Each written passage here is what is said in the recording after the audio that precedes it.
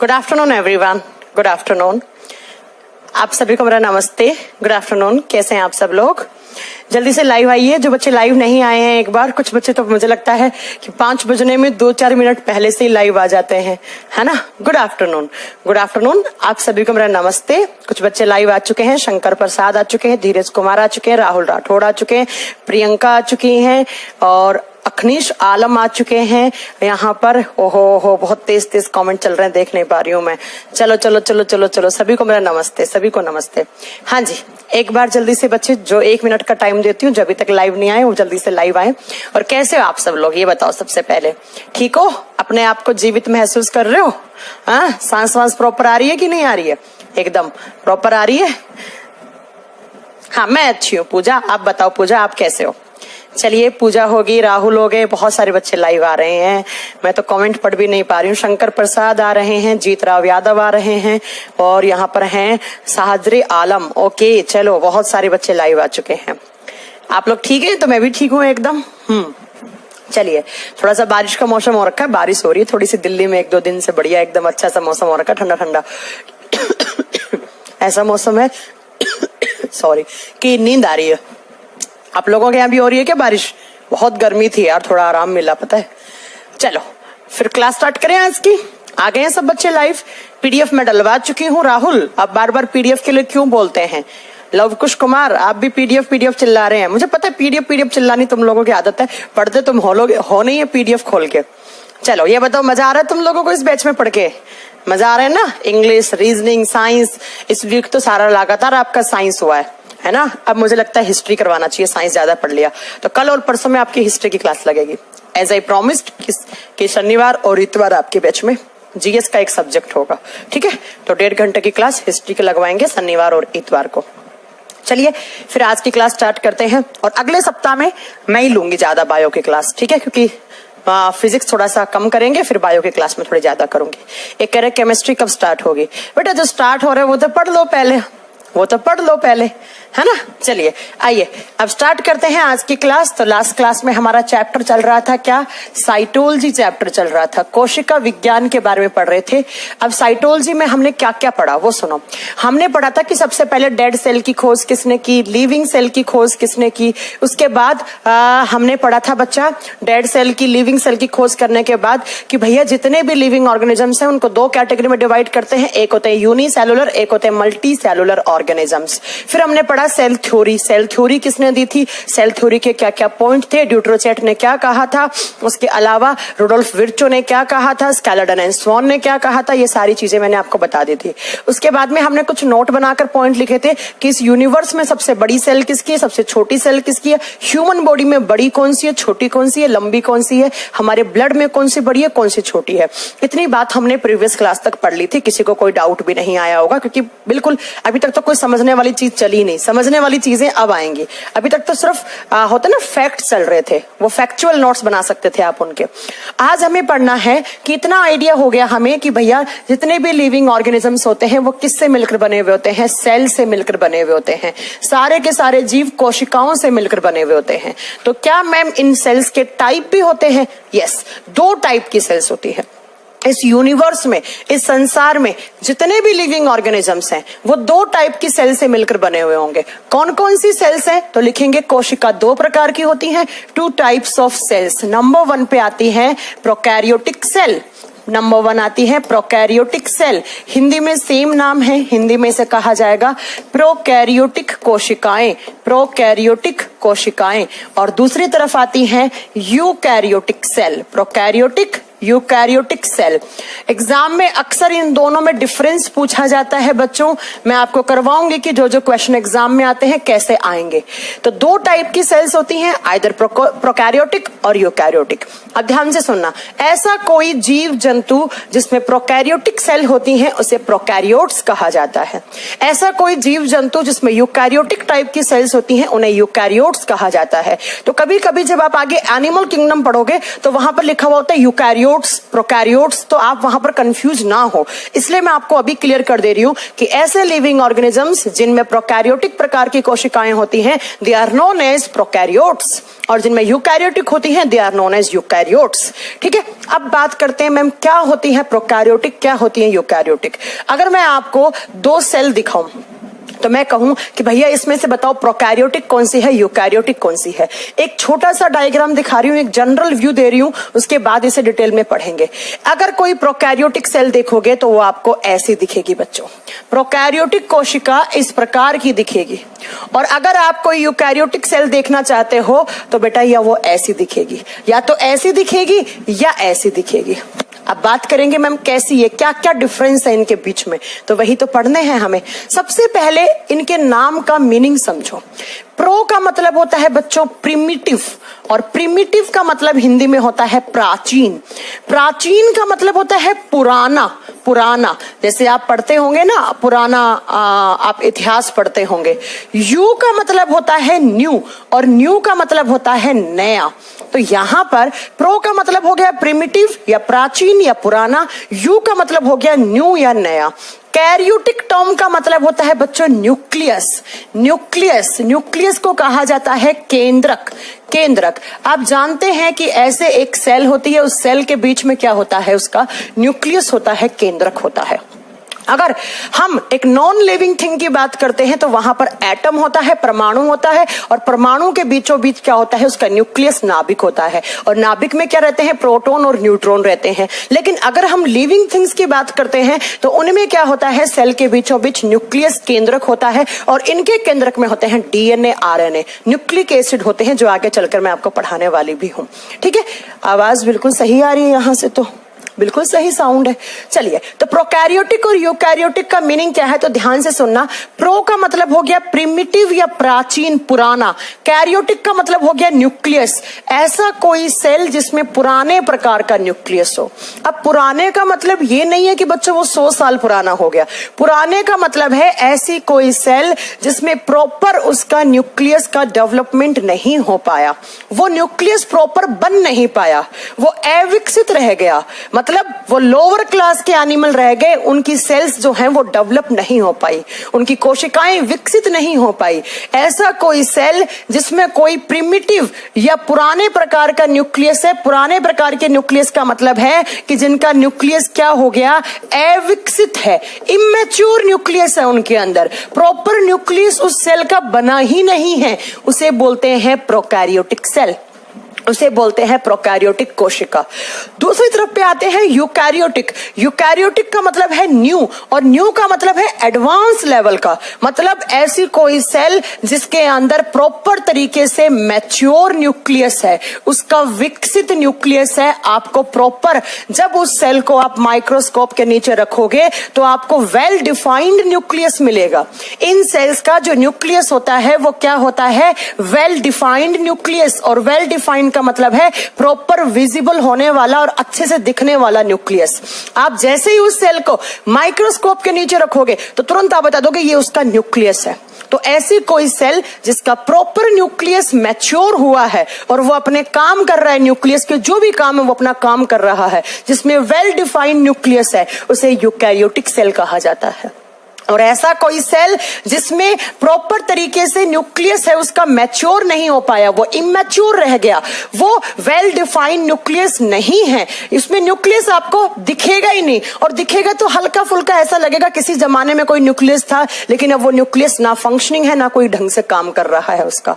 जैसे मैं आपको दिखाती हूं, ये एक सेल है, इसके अंदर प्रॉपर आपको न्यूक्लियस दिख रहा है इसका। अगर आपको प्रॉपर न्यूक्लियस दिखा है तो किस टाइप के सेल्स होगी, ये यूकैरियोटिक सेल होगी, क्योंकि इसका न्यूक्लियस आपको विजिबल है, ये रहा इसका न्यूक्लियस, केंद्रक लिखा हुआ भी है कि ये रहा इसका न्यूक्लियस।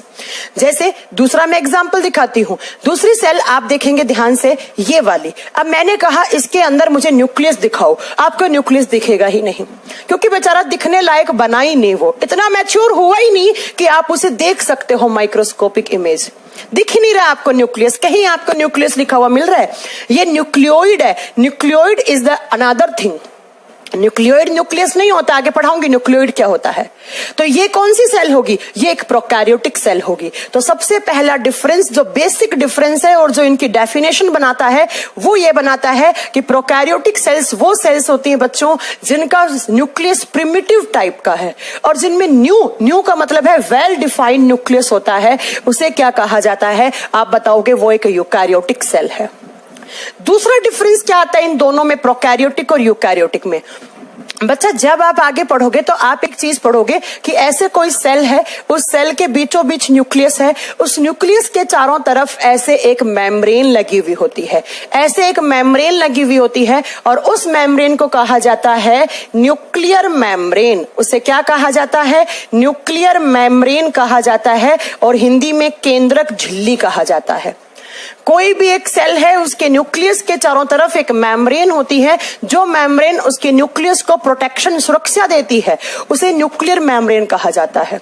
अब दूसरा डिफरेंस क्या होता है बच्चा, जब प्रोकैरियोटिक के अंदर प्रॉपर न्यूक्लियस ही नहीं बना तो क्या न्यूक्लियर मेम्ब्रेन बनेगी? No ma'am. तो ऐसी कोई सेल जिसके अंदर न्यूक्लियर मेम्ब्रेन क्या हो, एब्सेंट हो, न्यूक्लियर मेम्ब्रेन क्या हो, एब्सेंट हो, अनुपस्थित हो।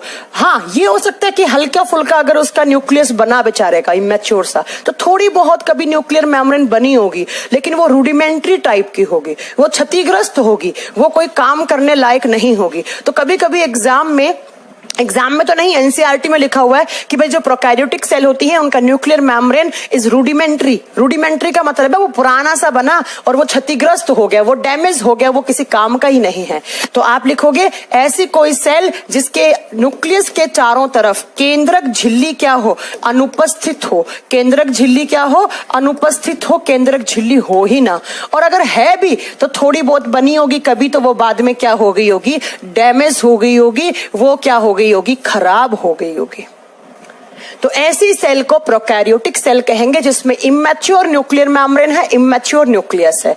रूडिमेंट्री न्यूक्लियस है, रूडिमेंट्री क्या है, न्यूक्लियर मेम्ब्रेन है, मतलब प्रॉपर बना ही नहीं, वो इमैच्योर, थोड़ा सा बनने की कोशिश की लेकिन वो बन नहीं पाया।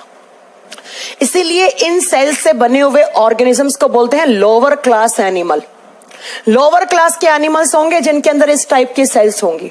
और यहां पर यूकैरियोटिक में एक वेल डिफाइंड न्यूक्लियर मेम्ब्रेन दिखेगी। तो आप लिखोगे इस प्रकार की सेल्स में nuclear membrane is present. Eukaryotic प्रकार की कोशिकाओं में केंद्रक झिल्ली पाई जाती है। प्रॉपर न्यूक्लियस के चारों तरफ आपको एक मेम्ब्रेन विजिबल होगी। तो तुरंत अगर आपको मैंने 2 सेल दी तो आप क्या करोगे, इन सेल्स को माइक्रोस्कोप के नीचे रखोगे, जिसके अंदर प्रॉपर न्यूक्लियस दिखा, न्यूक्लियर मेम्ब्रेन दिखा, आप क्या बोलोगे, ma'am this is eukaryotic cell. और जहां पर न्यूक्लियस नहीं दिखेगा, ना न्यूक्लियर मेम्ब्रेन दिखेगी, आप बोलोगे ma'am this is prokaryotic cell.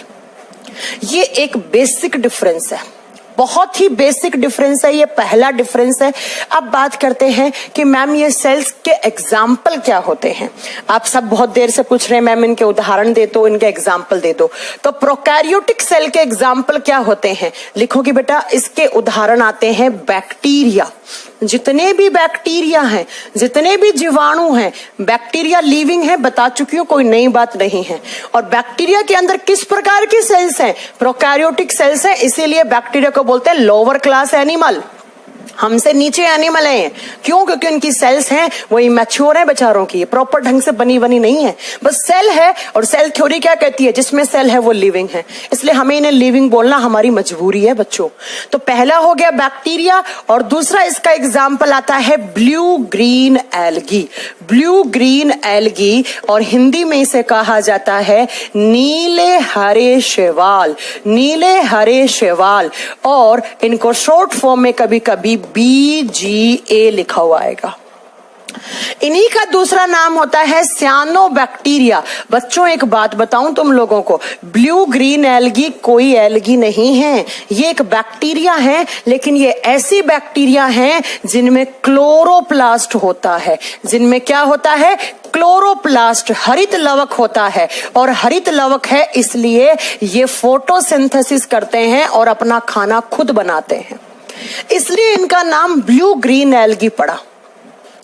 Blue green algae कोई एल्गी नहीं है, एक बैक्टीरिया, ऐसी बैक्टीरिया जो फोटोसिंथेसिस करता है, जो प्रकाश संश्लेषण की प्रक्रिया करता है और अपना फूड खुद अपने अंदर बना लेता है। जैसे प्लांट्स भी क्या करते हैं, फोटोसिंथेसिस करते हैं, अपना भोजन खुद बनाते हैं। कौन सी प्रोसेस के थ्रू, फोटोसिंथेसिस के थ्रू। ऐसे ही बच्चों जो ब्लू ग्रीन एल्गी होती हैं वो भी अपना खाना खुद बना सकती हैं, और ऐसी एल्गी क्या कहलाती हैं, सियानोबैक्टीरिया, बैक्टीरिया ही है ये।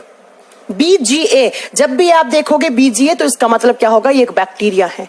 तो इन दोनों के अंदर जितने भी बैक्टीरिया हैं या जितनी भी सियानोबैक्टीरिया हैं, उनके अंदर किस प्रकार की सेल्स होती हैं, प्रोकैरियोटिक टाइप की सेल्स होती हैं। एक क्वेश्चन आता है कि इस धरती पर सबसे पहले लाइफ किसकी आई थी। इस धरती पर सबसे पहले सजीव आए थे ब्लू ग्रीन एल्गी, सबसे पहले आने वाले ये लिविंग हैं। लिख लेना नोट बनाकर अपनी कॉपी में कि इस धरती पर सबसे पहले सक्सेसिव लाइफ किसकी आई थी, BGA, ब्लू ग्रीन एल्गी की सबसे पहले आई थी। उसके बाद धीरे धीरे ये ब्लू ग्रीन एल्गी का क्या होता गया, इवोल्यूशन होता गया। धीरे धीरे ये बैक्टीरिया की सेल बनी, फिर यूकैरियोटिक सेल बनती गई, फिर धीरे धीरे ऐसे करके पूरे लिविंग्स आते गए। तो ये दोनों ऐसे एग्जाम्पल हैं जिनमें जो प्रोकैरियोट्स कहलाएंगे, क्योंकि इनमें किस टाइप की सेल्स होती हैं, प्रोकैरियोटिक टाइप की सेल्स होती हैं। क्लियर है। अब दूसरी तरफ आओ, यूकैरियोटिक सेल किस किस में प्रेजेंट होती हैं। एग्जाम्पल लिखो, प्लांट सेल में जितनी भी पादप कोशिकाएं हैं उनमें किस प्रकार की सेल्स हैं, यूकैरियोटिक सेल है।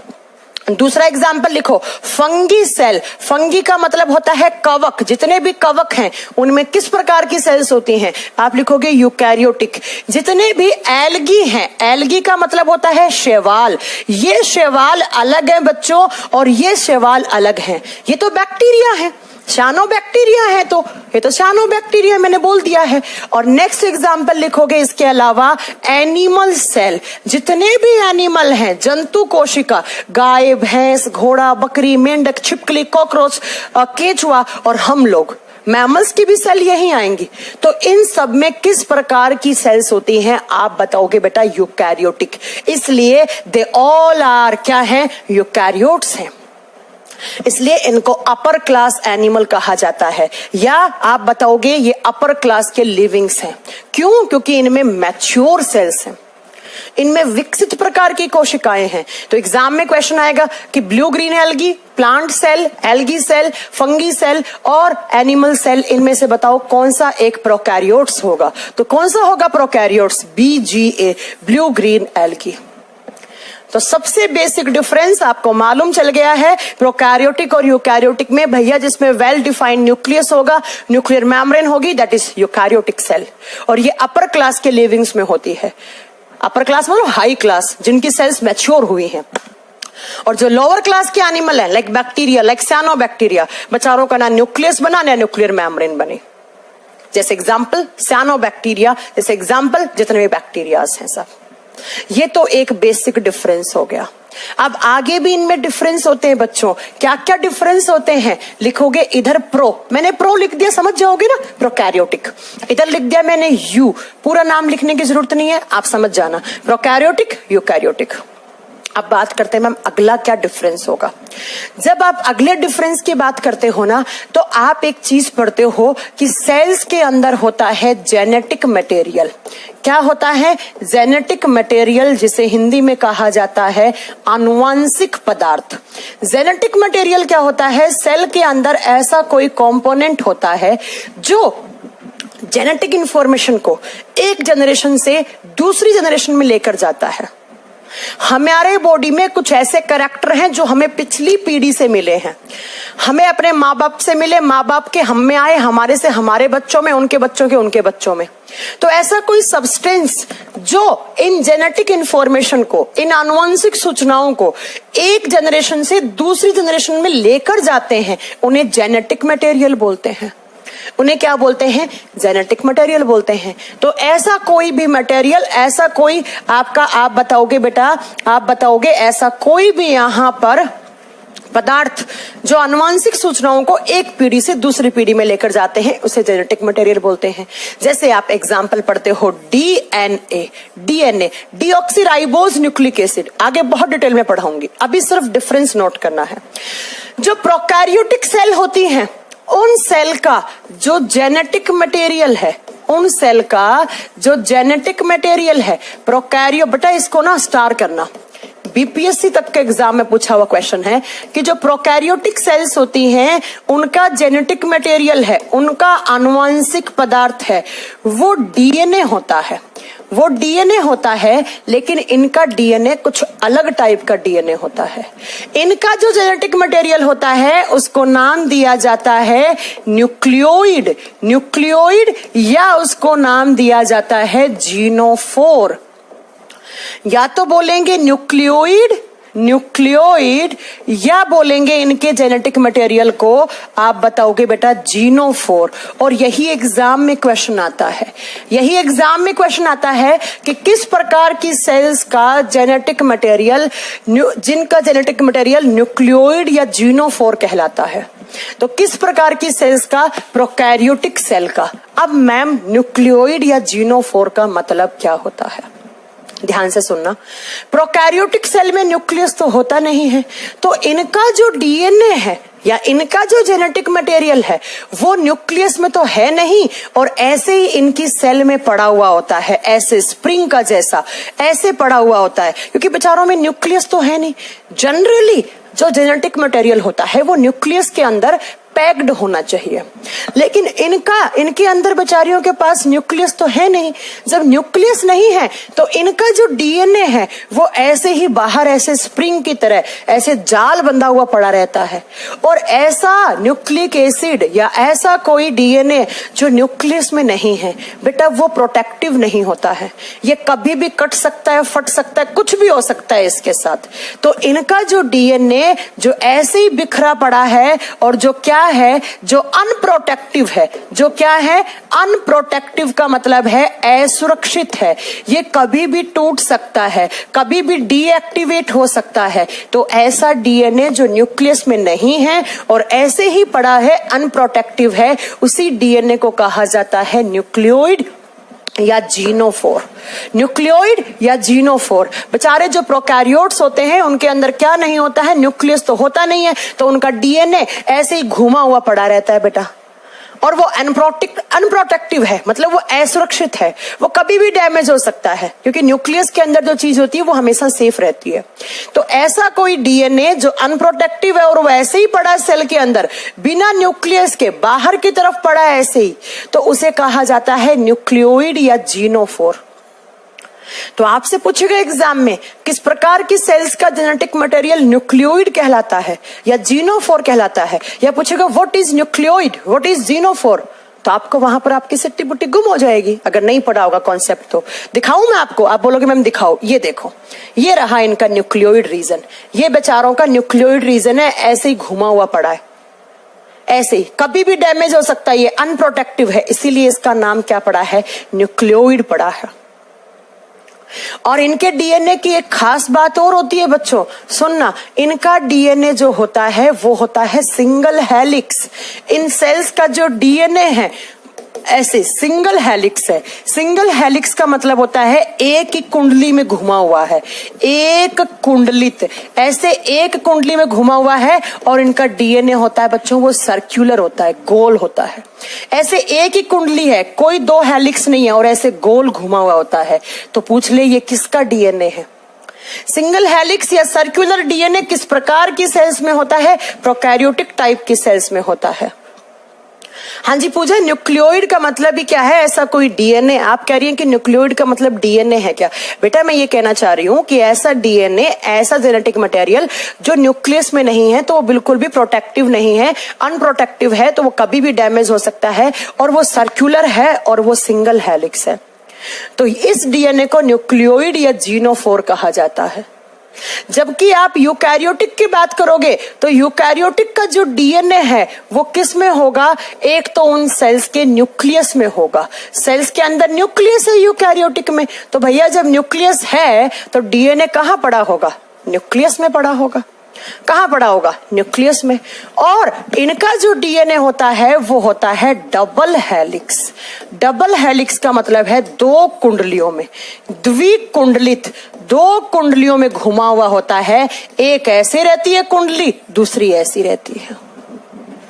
तो हमारे बॉडी में जो डीएनए वो कैसा होगा? ऐसा। किसी प्लांट का डीएनए होगा वो ऐसा दिखेगा, है ना? समझ रहे हो आप? क्योंकि प्लांट, एनिमल, ये सब क्या होते हैं? ये सब यूकैरियोट्स होते हैं। तो हमारी सेल्स का जो डीएनए है वो न्यूक्लियस में है, और न्यूक्लियस में है तो इसका मतलब उससे प्रोटेक्शन मिला हुआ है। इसका मतलब वो क्या है? वो प्रोटेक्टिव न्यूक्लिक एसिड है। या प्रोटेक्टिव क्या है? जेनेटिक मटेरियल है, मतलब सुरक्षित है। तो एग्जाम में पूछ ले किस प्रकार की कोशिकाओं का न्यूक्लिक एसिड या डीएनए या जेनेटिक मटेरियल सुरक्षित है, तो किस प्रकार की? यूकैरियोटिक की। लेकिन बेचारी प्रोकैरियोटिक सेल्स है, उनके पास न्यूक्लियस है ही नहीं, तो उनका न्यूक्लियोइड बन जाता है या जीनोफोर कहलाता है, और उनका जो जेनेटिक मटेरियल है वो अनप्रोटेक्टिव है, वो असुरक्षित है, और वो सिंगल हेलिक्स होता है, और वो सर्कुलर गोल घुमा हुआ होता है। जबकि एक यूकैरियोटिक सेल का डीएनए न्यूक्लियस में दिखेगा। हाँ, वो बात अलग है, न्यूक्लियस के अलावा माइटोकॉन्ड्रिया में दिखता है, क्लोरोप्लास्ट में दिखता है, वो सब बात की बातें हैं। फिलहाल हम बेसिक लेकर चल रहे हैं, ठीक है? और दूसरा, उनका न्यूक्लियस डबल है, उनका जो डीएनए है या उनका जेनेटिक मटेरियल है वो डबल हेलिक्स होगा, ऐसा दिखेगा आपको। दो हेलिक्स, एक कह रहे हेलिक्स का मतलब क्या है? एक कुंडली, दूसरी कुंडली, इनको बोलते हैं double helix. Double helix model किसने दिया? ये क्वेश्चन है रोहित का। रोहित जी, हम सब पढ़ाएंगे आपको आगे, ये डीएनए कम से कम 1.5 घंटे पढ़ाऊंगी आपको, लेकिन रुक जाओ, थोड़ा पेशेंस रखा करो। हर क्लास में थोड़ी डांटूंगी तुम लोगों को यार, तीसरी चौथी क्लास के बच्चे नहीं हो ना। जो पढ़ा रही हूं बस उसे कान खोल के सुनो, उसे ऐसा कर लो कि कभी उससे क्वेश्चन आए तो आप कभी स्किप ना करो। बाकी आगे सब मैं पढ़ाऊंगी, तुम लोग चिंता मत करो, सब करवाऊंगी। मुझे पता है कि तुम लोगों के दिमाग में क्वेश्चन आया होगा कि डबल हेलिक्स मॉडल किसने दिया, लेकिन सही समय पर आने पर सही जगह पढ़ाना ही एक अच्छे टीचर की पहचान होती है। समझ रहे हो? अब बोलोगे आप अपने आप को अच्छा बोल रहे हो, तो तुम भी अच्छे बच्चे बन जाओ, अच्छे बच्चों की तरह पढ़ो ना। अभी रुको बेटा, आगे पढ़ाएंगे आपको बहुत अच्छे से। डीएनए क्या होता है, जीन क्या होता है, क्रोमोसोम क्या होता है, सब पढ़ाएंगे आपको, डीएनए का स्ट्रक्चर, लेकिन सही समय आने पर। फिलहाल बस जितना काम का है उतना नोट करवाना मेरा यहाँ पर ड्यूटी है। तो नेक्स्ट डिफरेंस क्या हो गया प्रोकैरियोटिक और यूकैरियोटिक में? उनके जेनेटिक मटेरियल का हो गया, उनके आनुवंशिक पदार्थ का हो गया, ठीक है? अब नेक्स्ट पॉइंट मैं आपको और क्या बताती हूं कि प्रोकैरियोटिक और यूकैरियोटिक सेल में क्या क्या डिफरेंस देखने को मिलेंगे आपको। तो प्रो का मतलब क्या है? प्रिमिटिव, पुराने प्रकार का न्यूक्लियस, इमेच्योर न्यूक्लियस। यू का मतलब न्यू का मतलब क्या है? Well defined nucleus. आइए प्रोकैरियोटिक में जब मैं बात करती हूं ना बच्चा इस डीएनए की, जो भी मैंने बनाया है, इस डीएनए के ऊपर कुछ प्रोटीन प्रेजेंट होती हैं, ऐसे आगे पढ़ाऊंगी मैं आपको। इन प्रोटीन को कहा जाता है हिस्टोन प्रोटीन। कौन सी प्रोटीन? हिस्टोन प्रोटीन, या इन्हीं को कहा जाता है एच प्रोटीन। आगे बताऊंगी आपको मैं, जब डीएनए के स्ट्रक्चर बताऊंगी कि डीएनए की पैकिंग में काम करते हैं ये हिस्टोन प्रोटीन। जब एक डीएनए पैक हो जाता है तो उसकी पैकिंग में, उसको बांधने में सहायक होते हैं हिस्टोन प्रोटीन। लेकिन अभी सिर्फ इतना सुनो कि डीएनए के ऊपर हिस्टोन प्रोटीन प्रेजेंट होते हैं, लेकिन ये हिस्टोन प्रोटीन प्रोकैरियोटिक सेल में एब्सेंट होते हैं। हिस्टोन प्रोटीन्स आर एब्सेंट, इधर लिख दोगे histone proteins are absent in prokaryotic cell. इस प्रकार की कोशिकाओं में हिस्टोन प्रोटीन का अभाव होता है, हिस्टोन प्रोटीन नहीं पाए जाते हैं। यहां हिस्टोन प्रोटीन नहीं होते हैं, जबकि अगर आप कोई यूकैरियोटिक सेल उठाते हो तो उसमें हिस्टोन प्रोटीन्स आर प्रेजेंट। इनमें हिस्टोन प्रोटीन उपस्थित होते हैं, इनमें पाए जाते हैं। तो कभी एग्जाम में क्वेश्चन बन गया कि भैया किस प्रकार की सेल्स में हिस्टोन प्रोटीन एब्सेंट होते हैं, तो वहां आपको समझ में नहीं आएगा। प्रोकैरियोटिक सेल में ये हिस्टोन प्रोटीन नहीं पाए जाते हैं, जबकि यूकैरियोटिक सेल में ये हिस्टोन प्रोटीन प्रेजेंट होते हैं। ठीक है, इतनी बात समझ में आ गई। अब नेक्स्ट पॉइंट जो मैं आपको बताने वाली हूं उसको कान खोल के सुनना, हर एग्जाम में क्वेश्चन बनेगा। जब आप सेल्स की बात करते हो, जब आप किसकी बात करते हो, एक सेल की बात करते हो, तो उस सेल के चारों तरफ एक कवरिंग लगा हुआ होता है, एक आवरण लगा हुआ होता है ऐसे, और इसी कवरिंग को नाम दिया जाता है सेल वॉल। इसे क्या नाम दिया जाता है? इसे कोशिका भित्ति नाम दिया जाता है। मैंने क्या बोला कि जब आप सेल्स की कवरिंग की बात करते हो तो सेल की कवरिंग के चारों तरफ, सेल के चारों तरफ एक आवरण, एक कवर लगा हुआ होता है, जिस कवरिंग को सेल वॉल या कोशिका भित्ति बोलते हो। तो मैंने कहा प्रोकैरियोटिक भी एक सेल है, यूकैरियोटिक के भी एग्जाम्पल बताए मैंने आपको, 4 एग्जाम्पल ना। तो जब सेल्स की बात करते हो तो सेल्स के चारों तरफ एक कवर लगा हुआ होता है, एक आवरण लगा हुआ होता है। इस आवरण को कहा जाता है सेल वॉल, इसे कहा जाता है कोशिका भित्ति। जब आप बात करते हो किसी प्रोकैरियोटिक सेल की, तो प्रोकैरियोटिक सेल के चारों तरफ जो सेल वॉल होता है, जो उनका कोशिका भित्ति होता है, वो किसका बना हुआ होता है? एग्जाम में क्वेश्चन आता है कि भैया ये जो प्रोकैरियोटिक सेल है, इनकी सेल्स के चारों तरफ जो क्या होता है, उनका सेल वॉल होता है, तो ये सेल वॉल किसका बना हुआ होता है? तब आप क्या बताओगे? आप बताओगे कि किसी भी प्रोकैरियोटिक सेल का cell wall peptidoglycan, peptidoglycan, same नाम हिंदी में, हिंदी मीडियम वाले बच्चों लिख लेना, plus amino acid. Amino acid को हिंदी में कहा जाता है अमीनो अम्ल, अमीनो अम्ल, और प्लस में साथ में एक एसिड और होता है, कौन सा? Muramic acid, muramic acid. तो किसी भी बैक्टीरिया की, क्योंकि इसका एग्जाम्पल क्या है? बैक्टीरिया। कोई भी प्रोकैरियोटिक सेल है, उस सेल के चारों तरफ एक कवरिंग लगा हुआ होता है, एक आवरण लगा हुआ होता है, और वो आवरण किसका बना हुआ होता है? वो बना हुआ होता है, अगर कोई प्रोकैरियोटिक सेल उठाई है, प्रोकैरियोटिक का एग्जाम्पल क्या बताया था? बैक्टीरिया या साइनोबैक्टीरिया। तो एग्जाम में क्वेश्चन कैसे आएगा? एग्जाम में क्वेश्चन आएगा कि बैक्टीरिया की सेल वॉल किसकी बनी हुई होती है? बैक्टीरिया, जीवाणु या साइनो जीवाणु की कोशिका भित्ति किसकी? Peptidoglycan, amino acid, muramic acid. ये 3 चीजों की मिलकर बनी हुई होती है किसकी सेल वॉल? किसी भी प्रोकैरियोटिक सेल की सेल वॉल। तो या तो क्वेश्चन कैसे आएगा? जीवाणुओं की कोशिका भित्ति किससे मिलकर बनी हुई है? या क्वेश्चन क्या आएगा कि जो भैया प्रोकैरियोटिक सेल होती हैं, उनकी सेल किसकी बनी हुई होती है, उनकी सेल वॉल किसकी बनी हुई होती है? तो आप क्या बताओगे बेटा? किसकी? पेप्टिडोग्लाइकोन, अमीनो एसिड या म्यूरामिक एसिड? कभी कभी एग्जाम में इस म्यूरामिक एसिड से क्वेश्चन आता है कि किस प्रकार की सेल्स की सेल वॉल में म्यूरामिक एसिड होता है। बात समझ में आ गई? अब बात करते हैं किसी यूकैरियोटिक सेल की सेल वॉल। आप सबसे पहले कमेंट बॉक्स में कमेंट करके मुझे ये बताओ प्यारे बच्चों कि यूकैरियोटिक सेल के एग्जाम्पल कौन कौन से बताए थे मैम ने? जल्दी बताओ, यूकैरियोटिक सेल के एग्जाम्पल कौन कौन से बताए थे? पहला है प्लांट सेल में, पहला है पादप कोशिका। पादप कोशिका में सेल वॉल इज प्रेजेंट, इनमें सेल वॉल पाई जाती है। जो भी प्लांट्स हैं, सारे के सारे प्लांट की सेल के चारों तरफ एक आवरण लगा हुआ होता है, जिस आवरण को क्या बोलते हैं? कोशिका भित्ति पाई जाती है। तो एग्जाम में क्वेश्चन आएगा कि जो प्लांट्स हैं, यूकैरियोट्स हैं, उनकी सेल वॉल किससे मिलकर बनी होती है? होती है सेल वॉल। यूकैरियोटिक का एग्जाम्पल है प्लांट, तो इनमें होती है, और अगर है तो वो किसकी बनी हुई है? आप बताओगे वो cellulose plus hemicellulose, cellulose और हेमी सेल्यूलोज की मिलकर बनी होती है। अब ये क्या है? ये हैं कार्बोहाइड्रेट। आगे पढ़ाऊंगी आपको ह्यूमन न्यूट्रिशन वाले चैप्टर में। सेल्यूलोज या हेमी सेल्यूलोज की मिलकर बनी होती हैं क्या प्यारे बच्चों? क्या? प्लांट्स की सेल वॉल। तो पहला एग्जाम्पल यूकैरियोटिक का मैम प्लांट सेल बना, और प्लांट सेल के चारों तरफ सेल वॉल होता है, और वो किसका बना हुआ होता है? वो सेल्यूलोज या हेमी सेल्यूलोज का मिलकर बना होता है।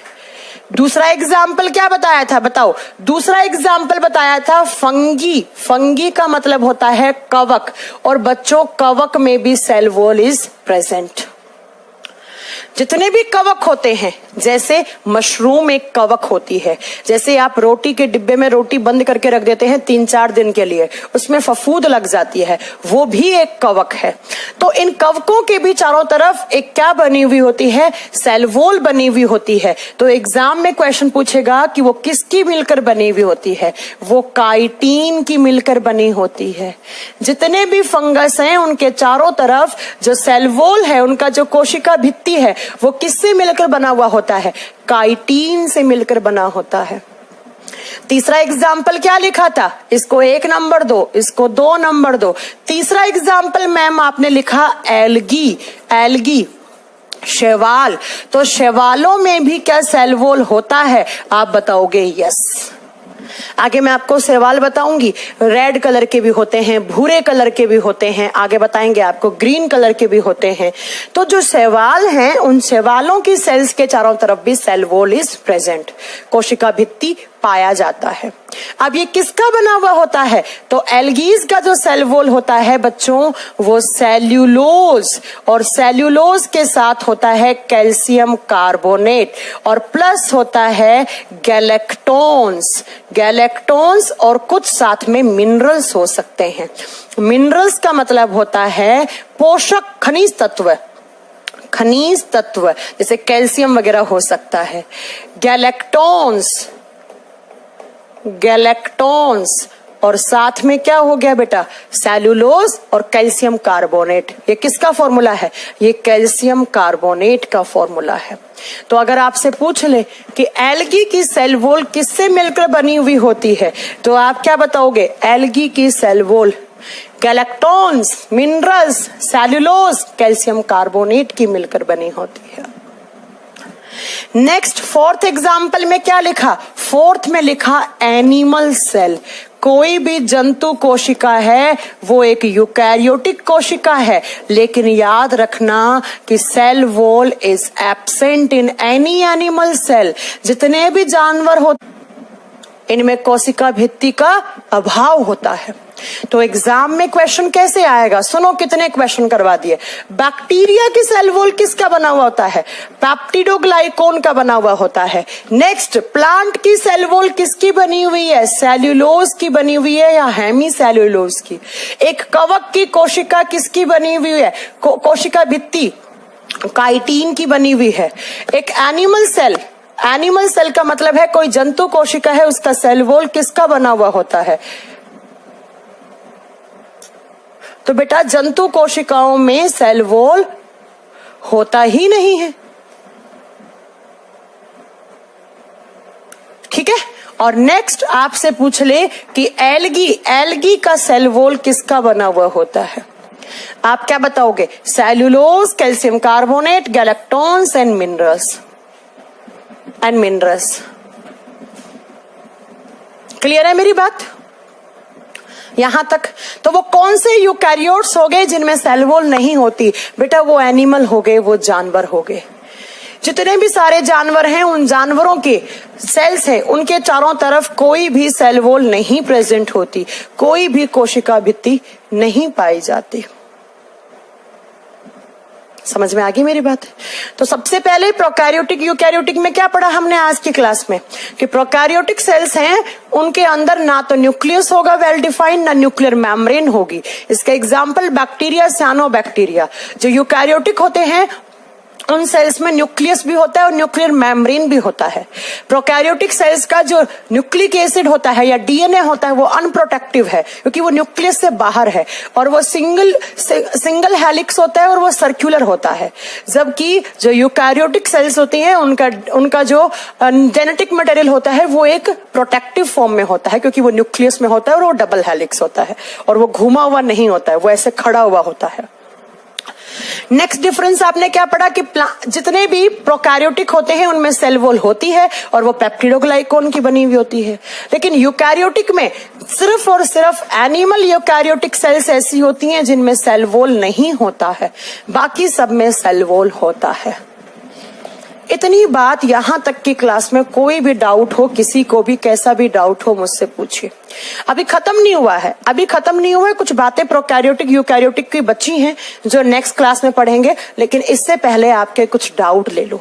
भले ही कम कम पढ़ो, लेकिन मेरा मानना यह है कि आप जितना पढ़ रहे हो उतने के अच्छे से नोट्स बनाओ, और उसमें से कोई डाउट हो मेरे से आप किसी भी समय पूछो।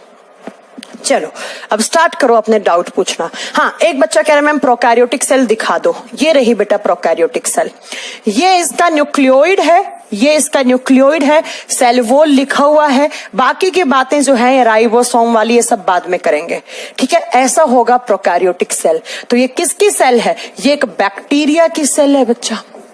कि बैक्टीरिया की सेल में किस प्रकार की सेल्स होती हैं? प्रोकैरियोटिक सेल होती हैं। दूसरा, ये है बच्चों एक यूकैरियोटिक सेल। ये एक एनिमल सेल है। आप इसमें ढूंढोगे तो कहीं पर भी आपको सेल वॉल नहीं मिलेगा। है तो ये भी यूकैरियोटिक सेल, लेकिन ये एक एनिमल की है, इसलिए इसके चारों तरफ क्या नहीं दिखेगा आपको? सेल वॉल नहीं दिखेगा, क्योंकि एनिमल सेल्स में सेल वॉल नहीं होता है। सेल मेम्ब्रेन होता है। सेल मेम्ब्रेन अलग चीज होती है, वो आगे पढ़ाऊंगी मैं आपको। नेक्स्ट आता है क्या? ये देखो एक प्लांट की सेल। इस प्लांट सेल में ये चारों तरफ जो कवरिंग बना हुआ है, ये सेल वॉल है, लिखा हुआ है। तो ऐसे दिखेंगी आपको, ऐसी दिखेंगी ये वाली और ये वाली, ये दोनों यूकैरियोटिक सेल है। लेकिन प्यारे बच्चों ये प्रोकैरियोटिक सेल है। प्यारे बच्चों ये वाली प्रोकैरियोटिक सेल है, ठीक है। अब कुछ डाउट आए हैं, ये डाउट हम क्लियर करते हैं। एक बच्चा कह रहा है कि मैम सारे प्रकार के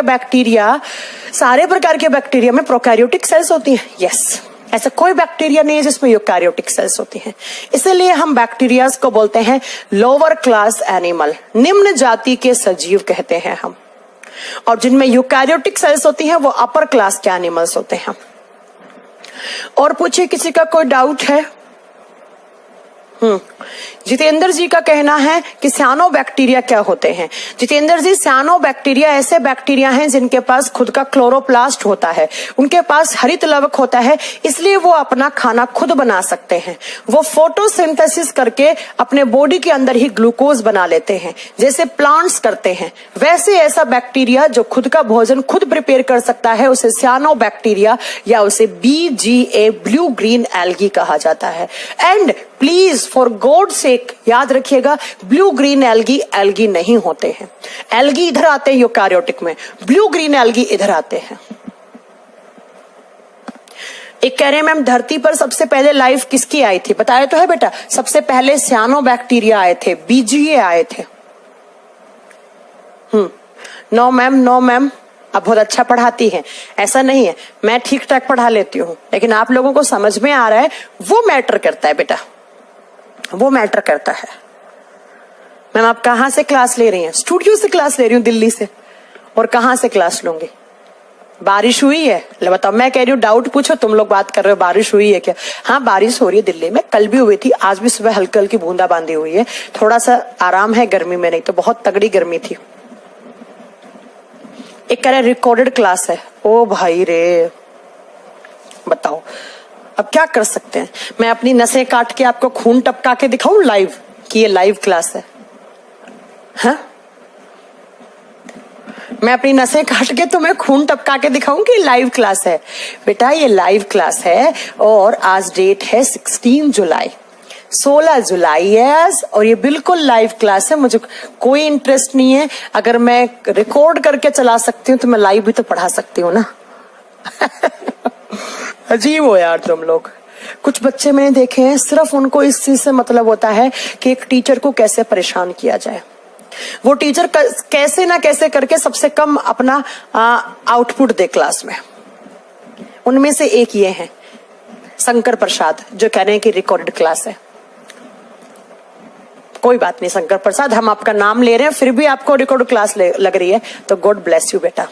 भगवान आपको सद्बुद्धि दे और बहुत सही समय पे दे। कोई डाउट नहीं है? चलो तो फिर कल और परसों आपकी हिस्ट्री की क्लास लगेगी। जीएस में मैंने कहा था हम आपको 5 दिन साइंस प्रोवाइड कर देंगे। 5 दिन हो गया बेटा, 3 दिन फिजिक्स चला, 2 दिन 3 दिन बायोलॉजी चला, 2 दिन फिजिक्स चला। अगले सप्ताह में मैं थोड़ा सा बायोलॉजी की क्लास ज्यादा कर दूंगी। अब ये कह रहे सिलेबस कब खत्म होगा? भैया जितना ड्यूरेशन बोला उतने ड्यूरेशन में हम सिलेबस खत्म कर देंगे, उससे पहले नहीं हो पाएगा। ठीक है, 7 के 7 दिन पढ़ा रहे हैं, जान लोगे क्या यार आप टीचर्स की? संडे तक की आपकी क्लास लगवा रहे हैं, फिर आप जान ले लो, जान बची है हम लोगों में, वो ले लो आप। चलिए ठीक है, तो कल मेरी क्लास नहीं होगी, ना मेरी संडे को होगी। अब आपकी हिस्ट्री की क्लास होगी कल और परसों, क्योंकि साइंस के साथ हिस्ट्री, पॉलिटी, ज्योग्राफी, इकोनॉमिक्स पढ़ना भी तो जरूरी है ना। बाकी आपका मैथ्स चल ही रहा है, इंग्लिश चल ही रहा है, रीजनिंग चल ही रहा है, बाकी सब चल रहा है, आपका हिंदी चल ही रहा है, कोई प्रॉब्लम ही नहीं है आपको पढ़ने में। मैंने तो अपना बेस्ट सोचकर आप लोगों को एक ऐसा बैच प्रोवाइड किया। अब इसमें भी यार आप लोग अच्छे अच्छे टीचर्स दिए, बढ़िया टीचर्स को इतना अमाउंट जा रहा है इस बैच का, तुम लोगों को नहीं पता है सारी चीजें। मैं ऑन कैमरा डिस्कस नहीं कर सकती ना, लेकिन फिर भी तुम लोगों को यार शिकायतें हैं यार।